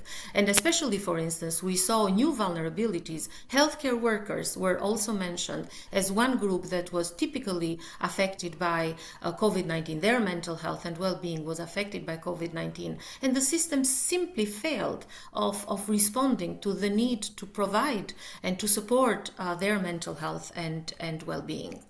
Now, how are we going, what is then the WHO perspective on addressing those barriers? And I would like to draw attention on the World Mental Health Report, which title is Transforming Mental Health for All, and which is very much in line with the theme of this World Mental Health Day for this year, and which was published by WHO earlier in July this year. And I have brought here only the section on addressing promotion and prevention, because this is the theme, this is what we agreed with Professor Christodoulou. So what we need to do is to enable multi-sectoral prevention and promotion and prevention. And the health sector can contribute significantly, but not only. First is we need to embed promotion and prevention within health services, and typically budgets dedicated to promotion and preventions are very, very low, typically are less than, for instance, 3% to the overall mental health budget in the average of European region. And those services are those that were affected immediately from COVID-19. So when COVID-19 happened and health resources were repurposed to the COVID-19 response, mental health promotion and prevention were the first ones to go. Then the second point is provide support in non-health settings, and it has been mentioned before, the importance of providing support, mental health support in schools, but we also haven't talked about prisons yet, and there is sufficient evidence to show that an overwhelming number of people in prisons around the world are suffering from mental health conditions, and last but not least, also shelters, for instance, for migrants and refugees, that was also mentioned a bit earlier today. The third point is to advocate for and advise on determinants such as, for instance, housing, such as employment, such as education. So are we able, as mental health advocates, to raise awareness about the importance of employment in the mental health status of our public, employment, housing, education, gender, rural versus urban, so the status of all the determinants of health, the social determinants that contribute to the health and mental health of the individual. And then we need to establish mechanisms for collaboration. And in that, I want to bring your attention to how the COVID-19 escalated the so-called mental health and psychosocial support groups. And you see how that has been an escalation from 23 groups in 2020 to 54 groups in 2022. But those groups are not only about COVID-19. Those groups also include the groups raised for about the war in Ukraine, both inside Ukraine, but also in the countries that are coping with the large influx of refugees that are neighboring Ukraine. Now, when we talk about suicide prevention, I think we had the world leader in suicide prevention here, so I don't want to add more, just to draw your attention about the Live Life document that is a joint that is a WHO document that which approach is to limit access to means. And Professor Wasserman mentioned that, interact with media for responsible reporting, about fostering social and emotional learning, it was again mentioned earlier, and about early intervention, so the importance of mental health into primary health care, mental health in schools, and so on and so forth. And Sri Lanka, for instance, is just an example where the reduction on pesticides availability has greatly contributed to reducing suicide. When it comes to children and adolescents, another WHO tool that is jointly developed by WHO UNICEF is what we call HAT, Helping Adolescents Thrive. And you will, for the purpose of time, I'm not going to read that, but I want to bring here, because we are hosted by our Greek colleagues, I wanted to bring here the latest support that the Greek government is giving to WHO about working on quality of care for mental health of children and adolescents. We were in Athens in the early September. We are coming to Athens in early November to move ahead the agenda of mental health and well-being for children and adolescents in the European region. And of course, spotlight will be given to all the Greek innovation in mental health services, including working with communities. And our host here today is representing an association that works with families of people living with mental health conditions. Another important point here in prevention and promotion is mental health at work. The WHO guideline that is recently published promotes calls for supportive legislation and regulations. For instance, in some countries of WHO European region, once you have a mental health diagnosis, and it doesn't matter which is this diagnosis, you lose the right to employment. So supportive legislation needs to be in place for there. Organizational interventions, for instance, employers need to have promoting policies in place for mental health of their workers, manager mental health training, and interventions, concrete interventions made available for workers. And again, for the sake of time, I'm not going to read the whole slide, but it will be made available for those who want to have a look at it. Now, how are we addressing this in WHO Europe? Madame Rapti, in her intervention earlier today, mentioned the WHO European Framework for Action on Mental Health. You'll see that there are 3 pillars. One is moving towards universal health coverage, expanding mental health availability and accessibility through mental health service transformation, such as improving mental health service delivery, expanding to community care, improving capacity, supporting mental health workforce, and so on, and digital means, of course, this was mentioned as well. The second pillar is protecting people better against health emergencies, which means integration of mental health into emergency preparedness, recovery, and response. And COVID-19 and now the war in Ukraine proves the necessity, the imperative, makes it imperative that mental health is included into the civil emergency plans of every country. And the third dimension is the life course approach, ensuring healthy lives and well-being for all at all ages, so promotion and protection of mental health over the life course. And that includes both children, adolescents, and young people, but also older adults. Conclusion now. Yes, this is the last slide.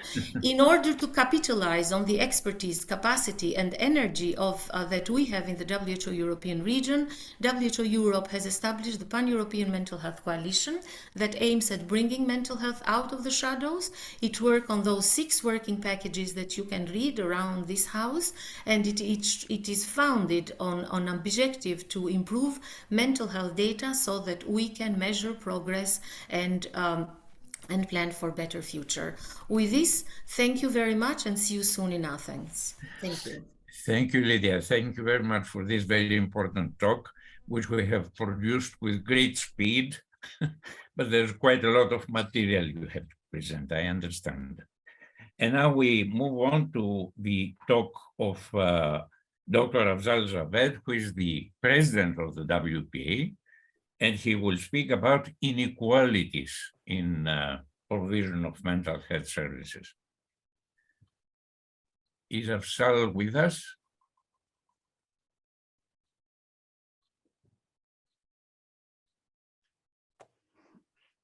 Spiro, is Afzal with us? I think he is not.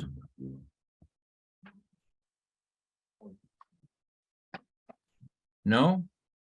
No. Okay, if he joins in, perhaps we can enjoy his talk later on. And now we move on to the discussion because we're already rather late.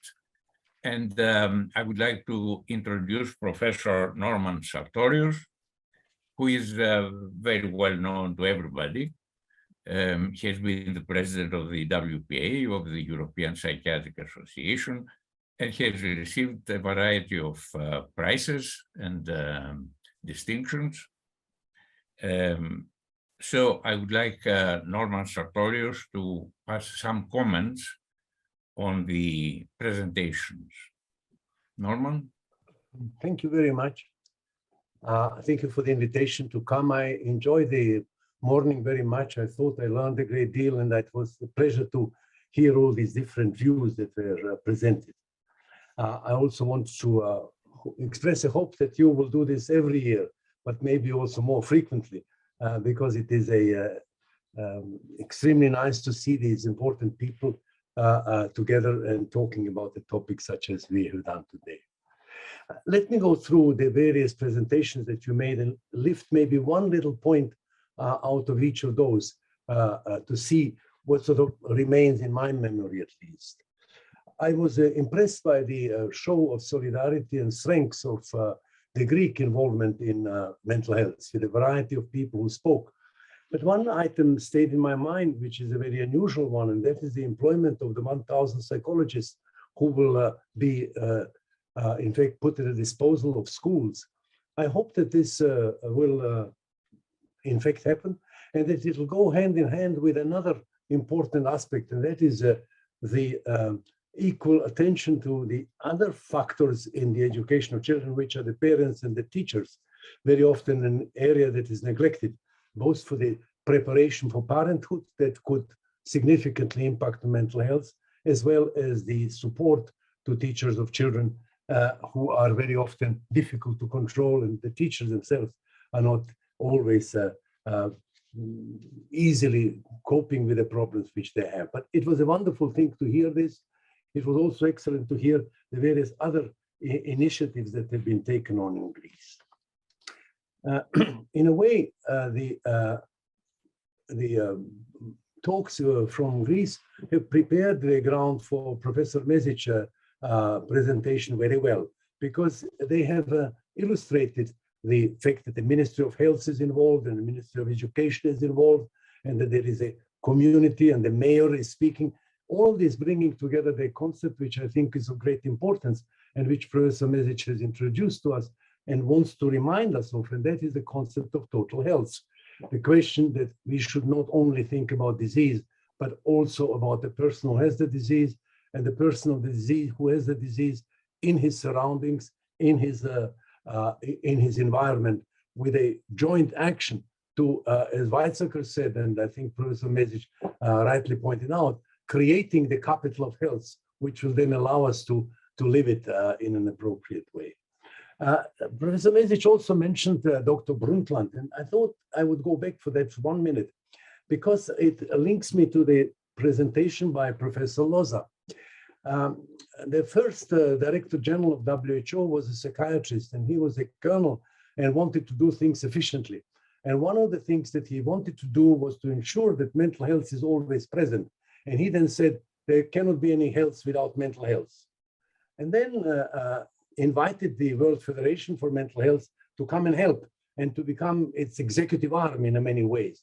A thing that is, I think, of great importance for us today, when we have to think a little bit about the way in which we can really mobilize the non-governmental organizations in promoting health. Dr. Brundtland, some 25 or so years after that, came back and said, or revived that notion of no health without mental health. And it was very good that she did so. And that Professor Mesic has mentioned her call for that this should be in fact done that way. I think that the World Federation for Mental Health for me has a special meaning, because I had the pleasure of talking to some of its creators and some of its directors in the early years. And I think it was, in fact, the creation of WFMH was an expression of the world that we have to do something to improve life after the terrible war that the world has just gone through. And it is an organization that was built on enthusiasm. And it was one of the few organizations which is an association for health rather than a neurological association or a mental health, mental disease association. And I think it, in particular in the beginning, it was a source of tremendous support to people who wanted to participate in efforts dealing with mental health. I remember the meeting that was held in Vancouver where there was I think an array of ministers of health who came along and a variety of other ways. It really served as a platform which brought people together. And I think that the enthusiasm that was built the WFMH, we need it very much today as well. We would like to revive that spirit that was originally in the WFMH's creation. I think that the next speaker was Professor Falkai, who spoke very well about EPA and about the way in which it has expressed solidarity. And I have been very impressed by this notion. But in a way, what remained in my mind was that this solidarity with a country which is currently, with the people in a country that is currently in great distress, should not be only present when there is a war. We should really somehow think of maintaining solidarity throughout times of peace, because it's just as important then. If you look at the findings that are present in the countries of outside of Europe, but even in some of the European countries, some of the stuff that has been presented by Dr. Lazzeri, there is a need for solidarity should be permanent, not only when the war is there. And we should think of ways of sharing knowledge, resources, etc., in the times of peace as well. And there are many examples of countries in which that will be very important today as well. I thought also that as Dr. Lazzeri was giving her very comprehensive presentation of the program, that there is one other way that we could think about the promotion of mental health. Promotion can mean three things. It can mean improvement of health, that is, we will make people healthier. It can mean, however, also a change of the value of health on the scale of values, that we are promoting health, that it becomes more important. And I think that has been a neglected area. We have really not sufficiently promoted the importance of mental health in schools and in various other places. And it would be important, because once people believe that their health and their mental health is important, that will be the driving force which will make them do things for their health and create health as capital, which Dr. Mesic said earlier. So I think that the notion of changing the scale of values, putting health higher on it, is one aspect that we should really think about and create in the future. Now, Professor Wasserman has not only given us an excellent presentation of the problems related to suicide, but also reminded us of the variety of social factors that influence mental health at all times, starting from newspapers and media to the modern ways of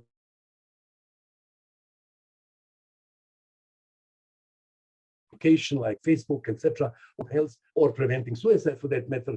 We cannot really be linking it exclusively to the health sector. And the question is, how do we bring the other sectors not only to be, in words, sympathetic to the idea of mental health, but actively involving and investing into this? I think that it really, suicide is more than anything showing the need for a concerted action to improve health. And that is something that we should keep in mind as well. Now, I think that there is maybe one particular aspect that in one way was very present, but in another way was a little absent. I believe that it was lovely to see that we have had Epioni help us with the organization. But I was sort of a little bit wanting to hear a little bit more about the care for carers, because the care for carers is becoming a priority. We are now seeing an epidemic of burnout in the carer community, because they have not only the problems of their own life, which is becoming very complicated, but in addition, also want to care for their relatives or friends. And that is gradually becoming a burden that is very heavy. And we have not in the past had done sufficiently for carers and thinking about ways in which they can really be maintained as a chief resource in the community. It's not the community that cares for mentally ill people, it's the carers who care. The community is providing the background on which all of this can grow, but there is, in fact, people who are actively engaged whom we should we should help to continue their work, which is so very important. Finally, I'm sorry that Professor Afzal Javed is not present with us. I know that he was going to speak about the World Psychiatric Association and its role and contribution. And one of the aspects of his talk, which I believe he would have made very strongly, is also that we need to think about health, mental health, not a psychiatric proposition, but as an essential part of the public health effort. The public health effort, which includes the effort to create a capital of health, an effort which includes the participation of various social and other forces in promoting health, in preventing suicide, in dealing with all of the other aspects that we have mentioned before. Organizations such as the World Federation and many others, I think, can play an important role in this. But we ourselves in the field of mental health must start thinking about the mental health differently. And I'm delighted that I could attend this webinar in which I think some of the aspects, which are very important, have been stated so clearly. And we have been all invited to be very active and strong participants in this massive effort to promote mental health, decrease the number of mental illness and suffering, and help people to grow into a better life. Thank you very much.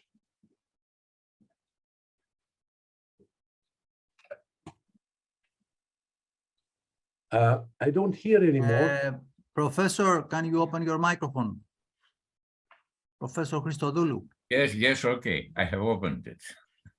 Thank you very much, Norman, for a very thoughtful and comprehensive discussion of the presentations of our colleagues.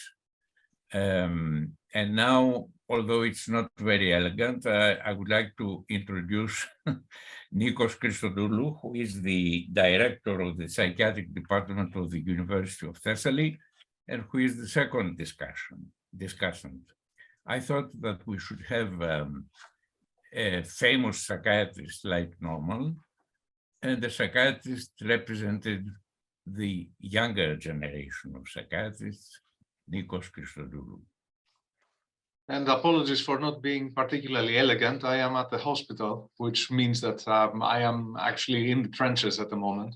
But I am very happy to have been preceded by someone who is elegantly dressed, as always, Norman Sartorius.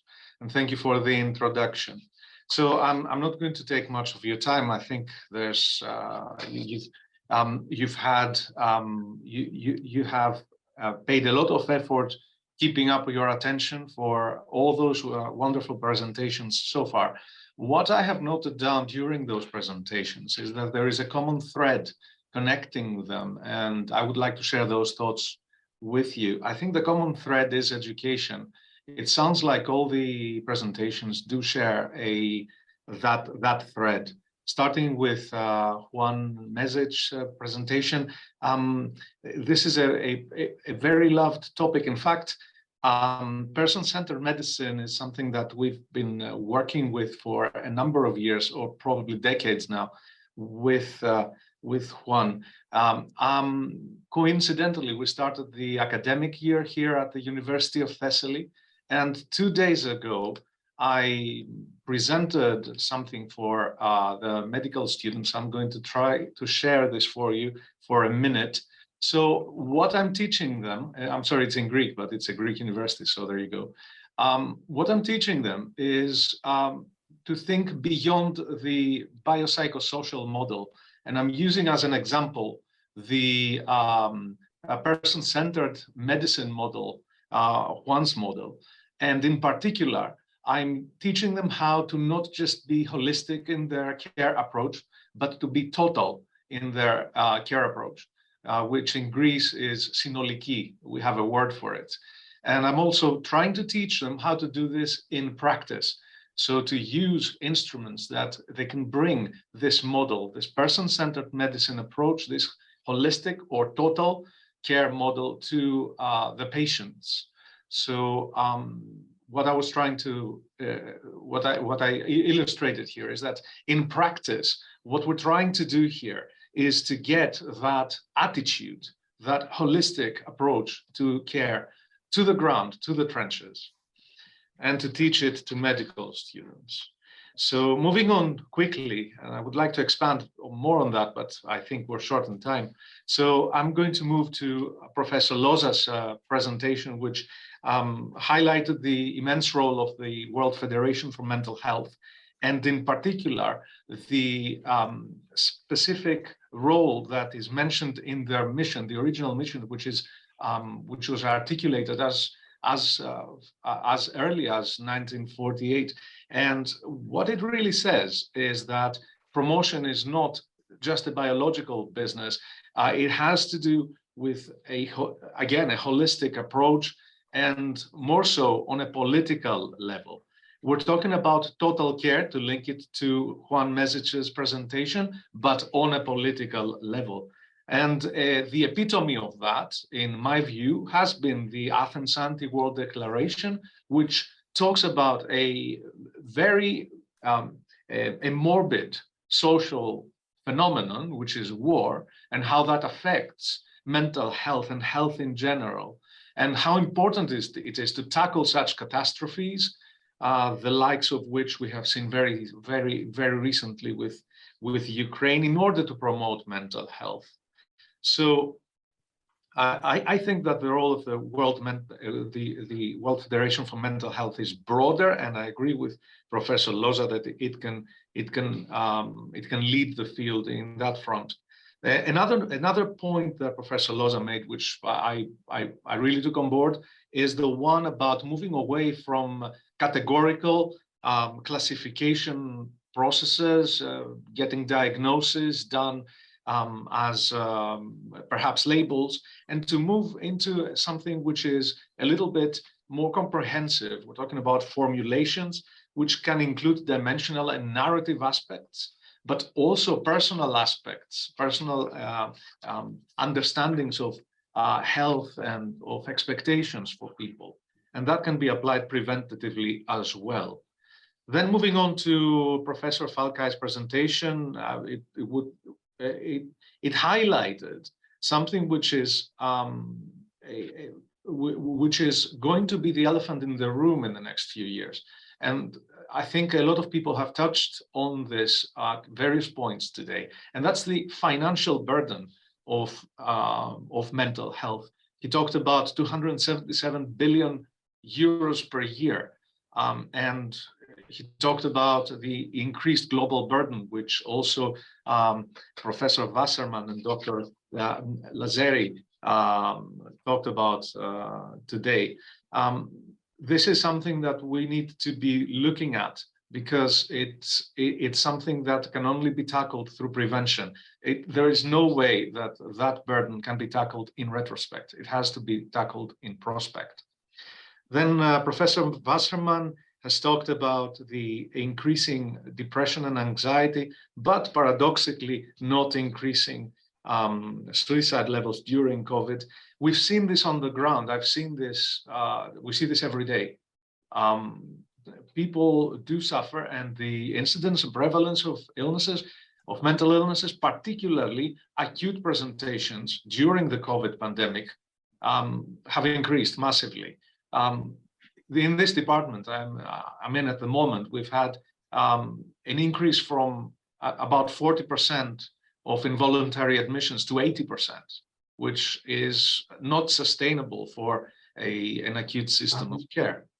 So we've seen this in practice. She also spoke of again, a holistic intervention, which included digital intelligence, digital training, digital education, a holistic and person-centered approach. And in particular, that came into particular application with young people, children and adolescents. So all the interventions, all the elements that define suicidality, physical activity, digital health, sleep, alcohol, and socioeconomic factors, which are probably represented here as an association with late sexual debut. All those issues are linked to education again and mental health promotion. So importantly, mental health promotion, I believe, could improve all those independent parameters. Moving on to Dr. Lazzeri from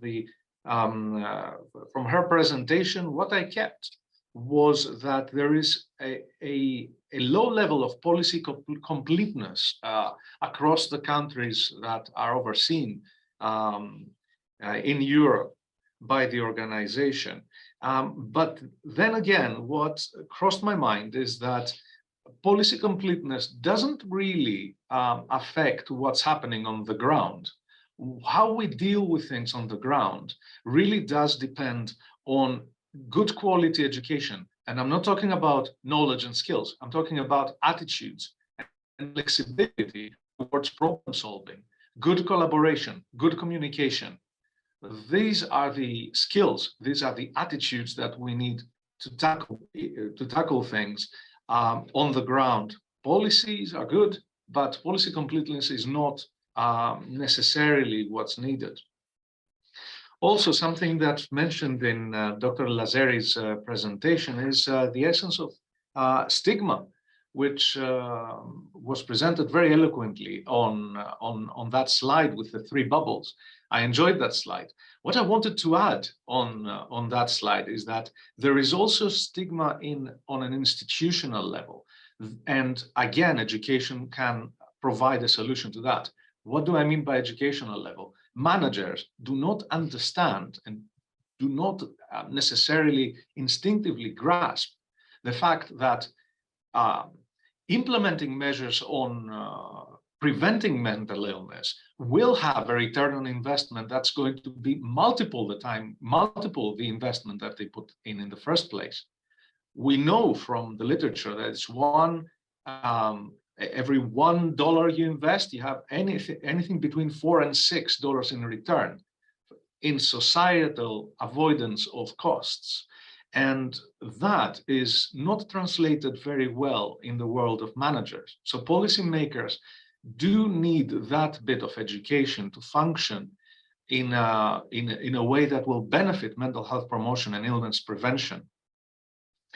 And the last point that Dr. Lazzeri made, which is also very important, is the level of funding that is applied to mental health. I think I've touched on that point before, previously. But what she mentioned was 3 to 5%. I think it was around 3% the level of the percentage of GDP that's expended on mental health in Europe.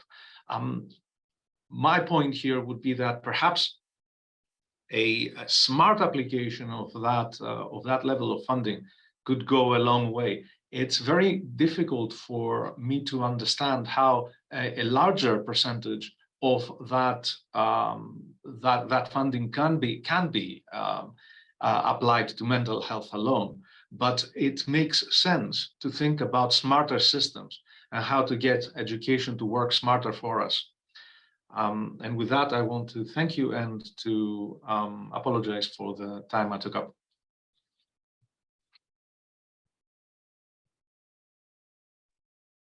Thank you, Nikos.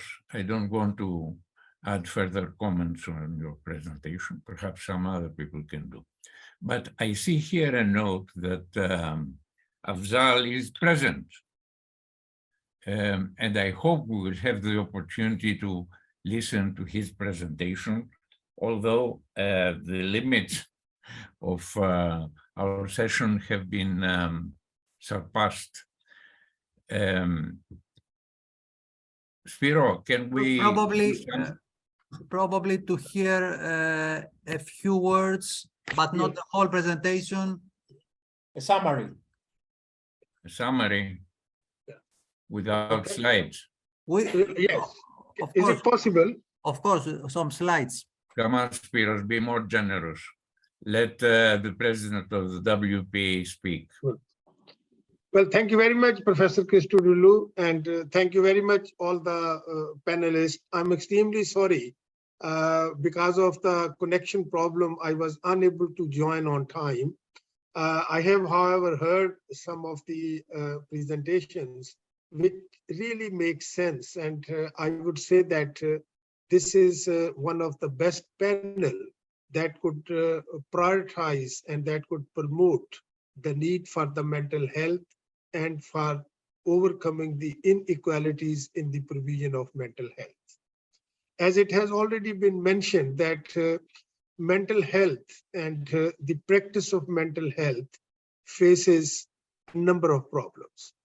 But one of the most important problem is obviously the inequalities when we look at the treatment gaps between physical health and comparing with them the mental health. We do not say, or we do not want to undermine the importance of physical health. But at the same time, if we look at what we are getting and what is the share of the disabilities from the mental health, unfortunately, we are not getting a true representation. I think the most important aspect of our message that should go to the society. Because until and unless we are not going to have the society on our side, unfortunately, policymakers will never listen to us. So I echo about the thoughts, especially the summary that Nikos has just presented, that we need to have all resources available to talk about promotion, to talk about prevention, and more importantly, to take a joint stand when it comes to the practice and overcoming the inequalities are concerned. I once again thank you and feel very sorry for not joining on time, but I do hope that the deliberations of today's seminar will be available, and I would request if all the panelists agree, and if there is a recording, if Professor Christodoulou could kindly forward that to us, and we will add this to our WPA website. Thank you very much and all the best. Thank you very much, Afzal. I'm sorry you had this difficulty in connecting, because we would like to hear more about this extremely interesting topic of inequalities, which is basic in the provision of mental health services. But I'm sure we will have other opportunities to deal with it. And I'm sorry you woke up very early, because I believe you're in South America now, aren't you? Yeah. Yes. Okay, the same with Juan Enrique, who in the middle of the night had to provide his speech. But this is a consequence of the international character of our meetings. So I think we should finish now. I would like to thank Spiros for helping us with the technicalities and for surpassing the time. I would like to thank all contributors. I think it was an excellent session. And all contributions were fantastic. I'm very enthusiastic about the quality of the presentations. And I hope we'll meet, if not next year, in the other occasion for the World Mental Health Day, perhaps earlier. As Norma has said, we should have the opportunity to meet on various occasions and exchange ideas, which are of the quality of today's presentations. And I would like to thank the audience also for being so patient with us and to wish all of you a very happy day. Thank you very much. Thank you. Thank you. Thank you. Thank you all. Thank you, Professor Christodoulou, for organizing. Lydia, for your contribution. Thank you.